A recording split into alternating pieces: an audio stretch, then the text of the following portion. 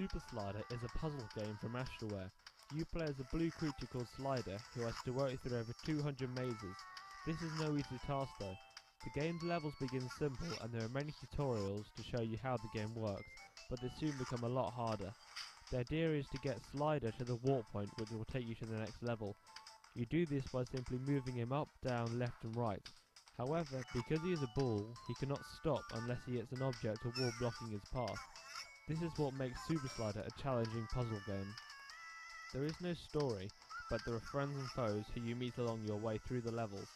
Reginald is a stone-like creature who can't be moved but can be used as a makeshift wall. Bopper is a purple creature who is one of the most useful in the game. He moves in the same direction as Slyder does, and clever use of him allows you to block up holes and clear hazards to help you get to the warp point. You'll want to keep away from Unger though. Touching him fails the level, and there's Sparky, who's the green electric ball who can be used to blow up the other creatures and comes in very handy. There are even some levels where you have to get multiple Slyders to the warp point. There are many other creatures to meet through the game, and they're all unique, and they change the way you play the game. There are obstacles as well, which include holes to fall through and vats to sink into. While graphically quite simple, the vivid colours and shapes bring the game to life. There are various backgrounds which change each level, and they help to keep each level unique. The game screen is kept simple, with little but useful information around the screen, including buttons to restart and change the levels.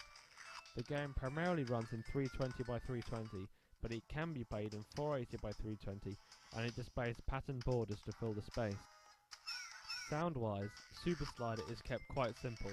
The sound effects are fun, but there is only one main music track in the game, which you'll hear a lot of and can get repetitive. The song is upbeat and suits the game though. The controls are one of the most simple aspects of Super Slyder. Only 4 buttons or the stylus will ever be used.